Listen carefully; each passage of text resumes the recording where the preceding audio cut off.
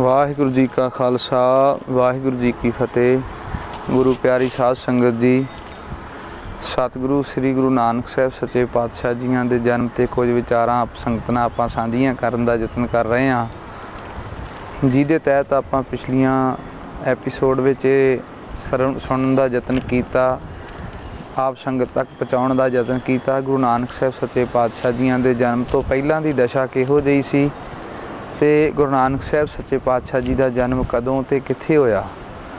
हुण साध संगत जी इस एपीसोड च जाणांगे सतगुरु धन गुरु नानक साहब सच्चे पातशाह महाराज जियां दा नानक नाम किन्हां ने अते क्यों रखिया और गुरु नानक साहब सच्चे पातशाह जियां दे नां दे नानक पद दे अर्थ की हन। जिस वेले सतगुरु धन गुरु नानक साहब सच्चे पातशाह जी का जन्म होया, जन्म वेले उस समय हिंदू मत का बोलबाला सी। परिवार हिंदू परिवार दे नाल संबंध रखदा सी। खत्तरी घराणे च गुरु नानक साहब जी का बेदियां दी कुल दे विच जन्म होया और बेदी कुल साध संगत जी शुरू तो ही विद्वानां दी कुल आ। कई लोग गुरु नानक साहब जियां दे जन्म ते कुतरकां करदे आ, बेदी कुल ते कुतरकां करदे आ, वो खोटियां ने। गुरु नानक साहब सच्चे पातशाह जियां दी बेदी कुल का अर्थ आ जिन वेद पढ़े ते बेदी कहाए। जिन्हां ने वेदां दा शास्त्रां दा पाठ पढ़िया कीता उन्हां नूं वेदी कहा जांदा सी। सो खैर ये विशा अलग है।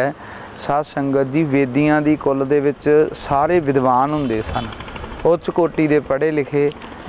ते पिता मेहता कालू जी कल्याण चंद जी भी बहुत ज़्यादा पढ़े लिखे और कई पिंडां दी कार साਂਭਦੇ आपां जाणदे हां। बहुत ज़्यादा परमेश्वर भगती दे विच लीन रहना पिता जी दा, पिता कल्याण चंद जी दा, दादा शिवराम जी दा ये शुरू दा नेम सी, जिहदे करके जो भी रीतां कीतियां परिवार ने गुरु नानक साहब जियां दे जन्म दे उपर वो धर्म दे रीति रिवाजां दे मुताबक धार्मिक तरीके दे नाल कीतियां, जिहदे तहत ही सतगुरु गुरु नानक साहब सच्चे पातशाह जियां दे जन्म वेले पिंड दे बहुत उच्च कोटि दे विद्वान पुरोहित पंडित हरदयाल जी नूं सद्दिया गया। ते पंडित हरदयाल जियां नूं जदों पंडित हरदयाल जियां ने दर्शन कीते, गुरु नानक साहब जियां दे दर्शन करन तो बाद पंडित हरदयाल जी दंग रह गए ते कहन लगे कोई ये आम इंसान नहीं, ये तो कोई अवतारी पुरुष जिन्हें जन्म लिया है, कोई जहाँ विष्णु का अवतार जहाँ कोई होर जैसी जैसी भावना तैसा ही कोई सोचदा। शायद पंडित हरदयाल जी की भावना सी, उन्हां दी भावना नूं बूर पिया। उन्होंने अपनी भावना दे नाल गुरु नानक साहब सच्चे पातशाह जियां दा जिस तरह दर्शन किया, तो उस दिन तो उन्होंने कहा कि मैं कुछ दिनों दे विच समा ला के इन्हां दी जन्म पत्री तैयार करांगा। वो जन्म पत्री क्योंकि वो इस समय की इत्थे तर्क नहीं करना बनता, क्योंकि उदों दी वो मर्यादा सी, तो वो धर्म की रीत सी। गुरु नानक साहब जियां दी 9वें दिन नां रखण दी मर्यादा मुताबक 9वें दिन जदों पंडित हरदयाल जी आए तो पंडित हरदयाल जियां ने आन करके सतगुरु श्री गुरु नानक देव जियां दा जदों अजे के बाल कह रहे सी ते नां रखिया नानक। पिता जी ने, पिता कल्याण चंद जी ने शंका किया, कहते ये जिहड़ा नाम नानक है ना हिंदुआं च है ना ये मुसलमानां दा है, ये समझ नहीं आउंदी ये किन्हां दा नाम रख दिता। असीं शुरू तो खत्तरी हिंदू बरादरी दे नाल संबंध रखते हाँ, कोई हिंदुआं वाला पुराना नाम रखिया जावे। तां कहन लगे पंडित हरदयाल जी, कहते ये कोई आम इंसान नहीं आयो, ये कोई आम इंसान नहीं आया। ये उन्हां दे बचन सी, ये कोई आम इंसान नहीं आयो, कहते ये कोई आम इंसान नहीं, हिंदू मुस्लिम दोए इस सिस होएंगे। ये पंडित हरदयाल जी ने वचन किया भी हिंदू ते मुसलमान दोवें इन्हां दे चेले होणगे।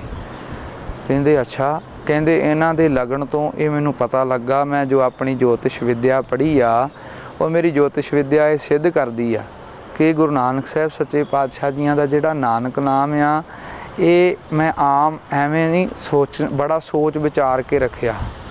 कहते अच्छा, कहते फिर नानक पद के अर्थ दसो, कि नानक पद का मतलब की है। तो साध संगत जी विद्वान भाई संतोख सिंह जी ने होर गुरमुखां ने भी इस तरह अर्थ किया है गुरु नानक साहब जी के नाम का ਜਿਹੜਾ ਪਹਿਲਾ ਨੰਨੇ ਨੂੰ ਕੰਨਾ ਨੰਨਾ ਕੱਕਾ, ਪਹਿਲੇ ਨੰਨੇ ਦੇ ਕੰਨੇ ਚੋਂ ਆੜਾ ਨਿਕਲਦਾ। ਜਦੋਂ ਆਪਾਂ ਸਵਰ ਤੇ ਵਿਅੰਜਨ ਹੁੰਦਾ ਅੱਖਾਂ ਦੇ ਵਿੱਚ, ਅੱਖਰਾਂ ਦੇ ਵਿੱਚ, ਕੰਨੇ ਚੋਂ ਸਵਰ ਨਿਕਲਦਾ ਐੜਾ। ਕੰਨੇ ਦਾ ਨੰਨੇ ਪਹਿਲੇ ਦੇ ਜਿਹੜਾ ਮਗਰ ਕੰਨਾ ਲੱਗਾ ਉਹਦਾ ਬਣਦਾ ਅਰਥ ਅਨ, ਤੇ ਮਗਰ ਜਦੋਂ ਅਨ ਤੇ ਅੱਕ। ਅਨ ਦਾ ਅਰਥ ਨਹੀਂ, ਅੱਕ ਮਤਲਬ ਜਿਹੜਾ ਦੁੱਖ, ਦੁੱਖਾਂ ਤੋਂ ਜਿਸ ਨੂੰ ਕੋਈ ਦੁੱਖ ਨਹੀਂ, ਭਾਵ ਜਿਹੜਾ ਸਦੀਵ ਆਨੰਦ ਸਰੂਪ ਹੈ। ਅਨ ਮਤਲਬ ਨਹੀਂ, ਅੱਕ ਮਤਲਬ ਦੁੱਖ, ਜਿਹਨੂੰ ਕਦੀ ਦੁੱਖ ਨਹੀਂ ਲੱਗਦਾ, ਜਿਹੜਾ ਸਦੀਵ ਆਨੰਦ ਸਰੂਪ ਹੈ। ਜਿਵੇਂ ਸਤਿਗੁਰੂ ਅਕਾਲ ਪੁਰਖ ਜੀ ਦਾ ਆਪਾਂ ਸਾਧ ਸੰਗਤ ਜੀ ਸਵਰੂਪ ਦਾ ਦਰਸ਼ਨ ਕਰਦੇ ਹਾਂ, ਸਤਿਗੁਰੂ ਜੀ ਦਾ ਸਤਚਿਤ ਆਨੰਦ ਸਰੂਪ ਹੈ। ਐਵੇਂ ਹੀ ਗੁਰੂ ਨਾਨਕ ਸਾਹਿਬ ਸੱਚੇ ਪਾਤਸ਼ਾਹ ਜੀਆਂ ਦਾ ਜਿਹੜਾ ਨਾਮ ਹੈ, ਗੁਰੂ ਨਾਨਕ ਸਾਹਿਬ ਜੀਆਂ ਦਾ ਨਾਮ ਵੀ ਸੁਖ ਸਰੂਪ ਹੈ, ਭਾਵ ਜਿਹੜਾ ਸਦਾ ਹੀ ਆਨੰਦ ਦੇ ਵਿੱਚ ਰਹਿੰਦਾ, ਜਿਹੜਾ ਸਦਾ ਹੀ ਖੇੜੇ ਦੇ ਵਿੱਚ ਰਹਿੰਦਾ। ਤੋ ਇਸ ਤਰ੍ਹਾਂ ਪਰਿਵਾਰ ਨੇ ਪੰਡਿਤ ਹਰਦਿਆਲ ਜੀ ਨਾਲ ਜਿੱਦ ਕੀਤੀ ਕਿ ਅਸੀਂ ਨਾਮ ਬਦਲਣਾ। ਤਾਂ ਪੰਡਿਤ ਹਰਦਿਆਲ ਜੀ ਬਹੁਤ ਜ਼ਿਆਦਾ ਵਿਦਵਾਨ ਸਨ, ਉਹਨਾਂ ਨੇ ਇਹ ਬਚਨ ਕੀਤੇ ਵੀ ਇਹ ਐਸੇ ਮਹਾਂਪੁਰਖ ਹੋਣਗੇ, ਇਹ ਐਸੇ ਦੁਨੀਆ ਇਹਨਾਂ ਦੇ ਚਰਨਾਂ ਦੇ ਉੱਪਰ ਹਿੰਦੂ ਮੁਸਲਿਮ ਦੋਏ ਇਸ ਸਿਸ ਹੋਈ, ਹਿੰਦੂ ਤੇ ਮੁਸਲਮਾਨ ਦੋਵੇਂ ਹੀ ਇਸ ਬਾਲਕ ਦੇ ਸਿਸ ਦੇ ਭਾਵ ਜਿਹੜੇ ਚੇਲੇ ਹੋਣਗੇ। ਤੋ ਇਸੇ ਤਰ੍ਹਾਂ ਸਾਧ ਸੰਗਤ ਜੀ ਫਿਰ ਗੁਰੂ ਨਾਨਕ ਸਾਹਿਬ ਜੀਆਂ ਦੇ ਨਾਨਕ ਪਦ ਤੇ ਨਾਮ ਰੱਖਿਆ ਗਿਆ ਨਾਨਕ। ਭਾਵੇਂ ਕਿ ਇਹ ਸਾਧ ਸੰਗਤ ਜੀ ਕਈ ਲੋਕਾਂ ਨੇ ਇਸ ਅਰਥ ਨੂੰ ਵੀ ਸੰਕੋਚਣ ਦਾ, ਸਮਝਣ ਦਾ ਨਾ ਯਤਨ ਕੀਤਾ, ਪਰ ਗੁਰੂ ਨਾਨਕ ਸਾਹਿਬ ਜੀ ਦਾ ਨਾਮ ਹੀ ਆਨੰਦ ਸਰੂਪ ਹੈ। ਔਰ ਜਿਹੜਾ ਅਨ ਅੱਕ, ਜਿਹੜਾ ਸੁੱਖ ਸਰੂਪ ਹੈ, ਉਹਦਾ ਨਾਂ ਲੈਣ ਤੋਂ ਵੀ ਜਦੋਂ ਆਪਾਂ ਉਸ ਨਾਂ ਨੂੰ ਲੈਂਦੇ ਹਾਂ ਤਾਂ ਸਾਨੂੰ ਸੁੱਖ ਦਾ ਪ੍ਰਤੀਤ ਹੋਣਾ ਸੁਭਾਵਿਕ ਹੈ। ਜਦੋਂ ਜੈਸੀ ਚੀਜ਼ ਨੂੰ ਅਸੀਂ ਯਾਦ ਕਰਾਂਗੇ ਤੈਸਾ ਸਾਡੇ ਮਨ 'ਤੇ ਪ੍ਰਭਾਵ ਜਾਂਦਾ। ਤਾਂ ਗੁਰੂ ਨਾਨਕ ਸਾਹਿਬ ਜੀਆਂ ਦੇ ਨਾਂ ਨੂੰ ਨਾਨਕ ਪਦ ਨਾਮ ਲੈਣਾ, ਸਤਿਗੁਰ ਨਾਨਕ ਪ੍ਰਗਟਿਆ ਮਿਟੀ ਧੁੰਦ ਜਗ ਚਾਨਣ ਹੋਇਆ, ਸਾਰੀ ਧਰਤੀ ਦੇ ਉੱਪਰ ਇੱਕ ਚਾਨਣ ਸਰੂਪ ਸਤਿਗੁਰੂ ਜੀ ਹੋਏ ਹਨ। ਪਹਿਲਾਂ ਜੱਗ ਦੇ ਉੱਪਰ ਕਈ ਤਰ੍ਹਾਂ ਦਾ ਹਨੇਰਾ ਸੀ, ਤੇ ਉਹ ਸਤਿਗੁਰਾਂ ਦੇ ਆਣੇ ਕਰਕੇ ਸਾਰਿਆਂ ਨੂੰ ਸੁੱਖ ਹੋ ਗਿਆ। ਤੋ ਸਤਿਗੁਰਾਂ ਦਾ ਨਾਂ ਨਾਨਕ ਇਉਂ ਰੱਖਿਆ ਗਿਆ। ਤੋ ਸਤਿਗੁਰੂ ਗੁਰੂ ਨਾਨਕ ਸਾਹਿਬ ਸੱਚੇ ਪਾਤਸ਼ਾਹ ਮਹਾਰਾਜ ਜੀਆਂ ਨੇ ਇਹ ਵੱਡੀ ਸੰਸਾਰ 'ਤੇ ਕਿਰਪਾ ਕੀਤੀ, ਜਿਹੜੀ ਆਪਾਂ ਬਾਅਦ 'ਚ ਵੇਖ ਰਹੇ ਹਾਂ। ਤੋ ਇਸ ਤਰ੍ਹਾਂ ਸਾਧ ਸੰਗਤ ਜੀ ਪੰਡਿਤ ਹਰਦਿਆਲ ਜੀਆਂ ਨੇ ਦੀਨ ਦਿਆਲ ਸਤਿਗੁਰੂ ਧੰਨ ਗੁਰੂ ਨਾਨਕ ਸਾਹਿਬ ਸੱਚੇ ਪਾਤਸ਼ਾਹ ਜੀਆਂ ਦਾ ਨਾਮ ਨਾਨਕ ਰੱਖਿਆ। ਔਰ ਉਹਨਾਂ ਦੇ ਵਿਚਾਰਨ ਤੋਂ, ਬੜੀਆਂ ਸਮਝ ਤੋਂ ਬਾਅਦ ਵਿੱਚ ਉਹਨਾਂ ਨੇ ਨਾਨਕ ਪਦ ਜਿਹੜਾ ਆ ਉਹ ਗੁਰੂ ਨਾਨਕ ਸਾਹਿਬ ਜੀ ਦਾ ਨਾਮ ਰੱਖ ਕਰਕੇ ਸੰਸਾਰ ਦੇ ਵਿੱਚ ਇਹ ਗੱਲ ਸਿੱਧ ਕਰ ਦਿੱਤੀ। ਔਰ ਬਹੁਤ ਸਾਰੀਆਂ ਸਾਖੀਆਂ ਪ੍ਰਮਾਣ ਬਚਨ ਮਿਲਦੇ ਆ ਗੁਰੂ ਨਾਨਕ ਸਾਹਿਬ ਜੀਆਂ ਦੇ ਜਨਮ ਦੇ ਉੱਪਰ। ਜਦੋਂ ਆਪਾਂ ਬਹੁਤ ਸਾਰੀਆਂ ਸਾਖੀਆਂ ਨੂੰ ਪੜ੍ਹਦੇ ਹਾਂ, ਸਤਿਗੁਰਾਂ ਦੀ ਜਨਮ ਸਾਖੀ ਗੁਰੂ ਨਾਨਕ ਸਾਹਿਬ ਜੀਆਂ ਦੀ ਪੜ੍ਹਦੇ ਹਾਂ, ਇਤਿਆਦਿਕ ਹੋਰਨਾਂ ਗ੍ਰੰਥਾਂ ਨੂੰ ਪੜ੍ਹਦੇ ਹਾਂ, ਤਾਂ ਸਾਰਿਆਂ ਗ੍ਰੰਥਾਂ ਦੇ ਵਿੱਚ ਗੁਰੂ ਨਾਨਕ ਸਾਹਿਬ ਜੀਆਂ ਦੇ ਨਾਮ ਦੇ ਬਾਰੇ 'ਚ ਬਹੁਤ ਜ਼ਿਆਦਾ ਚਰਚਾ ਆਉਂਦੀ ਹੈ।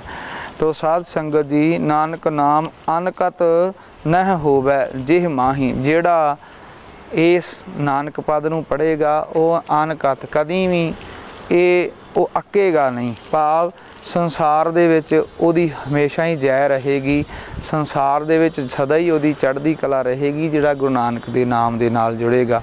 ਤੋ ਸਾਧ ਸੰਗਤ ਜੀ ਇਸ ਤਰ੍ਹਾਂ ਗੁਰੂ ਨਾਨਕ ਸਾਹਿਬ ਜੀ ਦਾ ਨਾਮ ਨਾਨਕ ਰੱਖਿਆ ਗਿਆ। ਸੋ ਇੰਨੀਆਂ ਬੇਨਤੀਆਂ ਪ੍ਰਮਾਣ ਕਰਨੀਆਂ ਹੋਈਆਂ ਭੁੱਲਾਂ ਦੀ ਖਿਮਾ। ਵਾਹਿਗੁਰੂ ਜੀ ਕਾ ਖਾਲਸਾ, ਵਾਹਿਗੁਰੂ ਜੀ ਕੀ ਫਤਿਹ।